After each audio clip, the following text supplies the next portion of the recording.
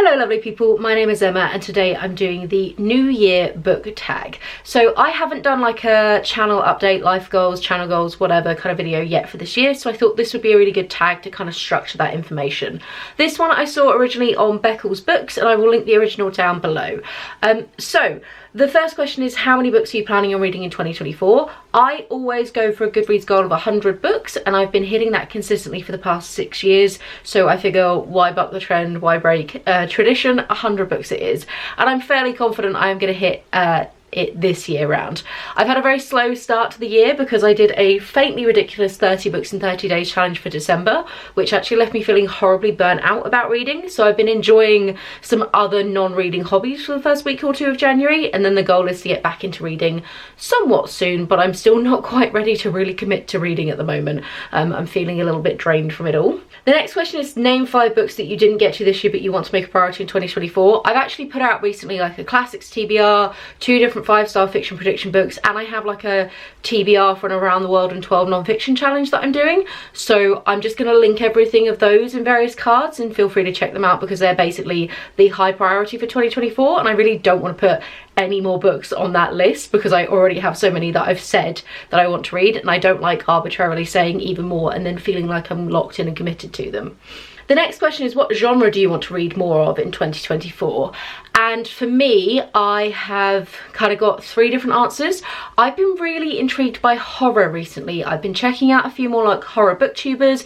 I've been really drawn to like horror book reviews, and it's something which I used to read a decent amount of when I was a teenager, and then I started developing night terrors connected to other things going on in my life, and so I had to take a huge step back from horror in all genres and like all media, whether it be like movies, TV or books.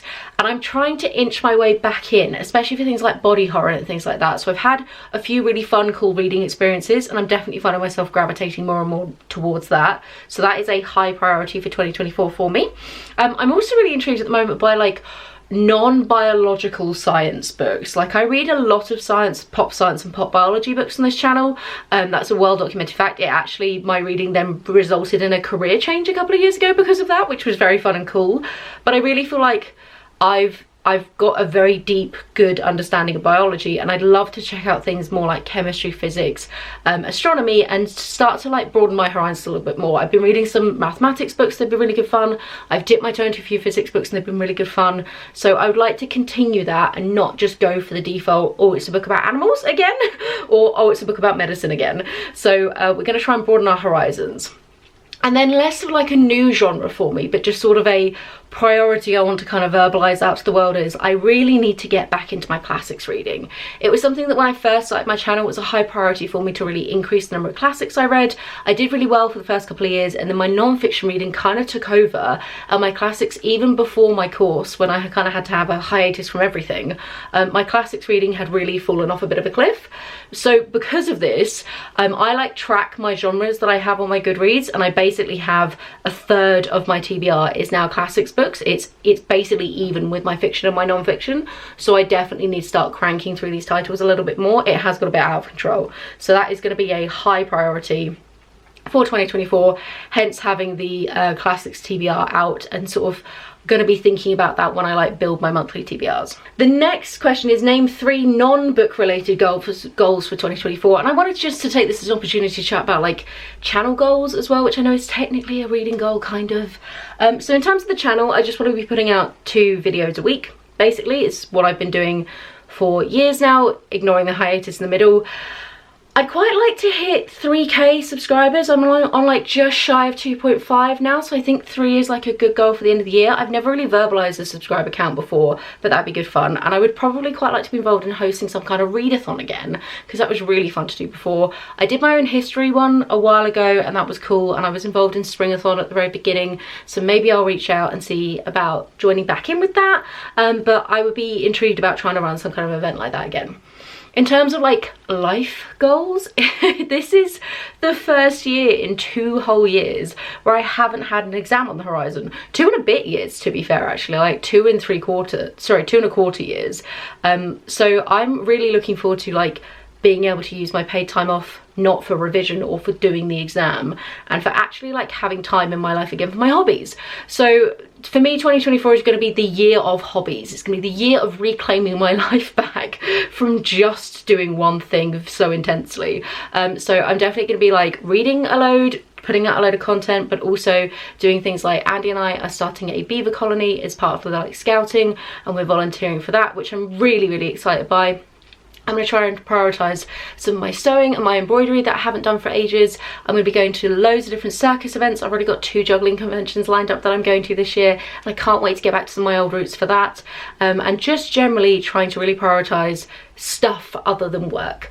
So those are some very big major goals, and from like a professional perspective, I'm really enjoying and looking forward to being able to just be in the workspace as a now like qualified registered RVN veterinary nurse, for those of you who aren't aware of what that particular vernacular is, that acronym. I'm really enjoying the fact that now that my diploma of veterinary nursing is finished, I've got the big wide world of the entirety of veterinary medicine to explore and be able to do CPD in areas that I'm really interested in, and really like go down the avenues that I personally think is really exciting, rather than feeling very confined by the beginning course that you have to do. So yeah, so I think 2024 is going to be the year of variety and possibilities, and I'm really excited about it. But maybe that's just like January hype getting to me. Okay, what is a book that you've had forever that you still need to read? So I was actually organising my bookshelves earlier today and getting rid of some books, and I found one that I'd forgotten about, which is Sea Room by Adam Nicholson. This is the story of one man, 3 islands and 500,000 puffins, and I nearly got rid of it, but then I was like, no, we should totally read this one at some point, maybe in 2024. So this is about a guy who basically inherited 3 tiny islands just off of Lewis, wherever the hell that is, and it's sort of his experiences living in this like quite extreme isolation. I read Waterfall for Stars by, can't remember, we'll link it down below, and that was a really beautiful memoir of somebody who lived on the island of Skoma for like 10 years and was the sort of steward of the island with her husband, and that was a really beautiful reading experience and really opened my eyes to like nature writing in general, independent to like science writing, specifically sort of nature writing and people's experiences in nature. And then I bought this book off the back of that, but haven't got around to reading it yet, and I think this would be a really good one to try to get to. I'm really trying to get through some of my back catalogue of books, trying to like rotate my TBR a little bit more. And this is definitely one that I've had for a really long time and totally need to get to. In terms of goals as well, like a bookish goal that I've kind of put out there is to try and get my TBR down to double digits. At the moment I have 150 unread books on my shelves. I got rid of some, but then I found a load that weren't actually on my Goodreads. So annoying. I'd forgotten I picked up a couple of Agatha Christie's and a few little things like that. Also helped my classics TBR to just like explode. So I really want to try this year to buy less, read more, get through the back catalogue, get rid of things if I'm not actually interested in them, and try and get that number down into double digits, like I said. And then the final question is one word that you're hoping 2024 will be. Well, I guess I kind of said it earlier already, but variety and possibility. I know that's 2 words, but like, I want there to be stuff, lots of stuff happening in 2024, and lots of different stuff happening in 2024. So yeah, that's kind of it from me.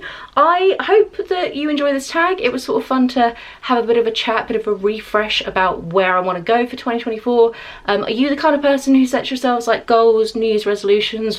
What's your vibe when it comes to the beginning of the year? I don't like to look back too much. I'm a very like, let's see what this new year can bring kind of person, rather than like particularly looking back on the previous year.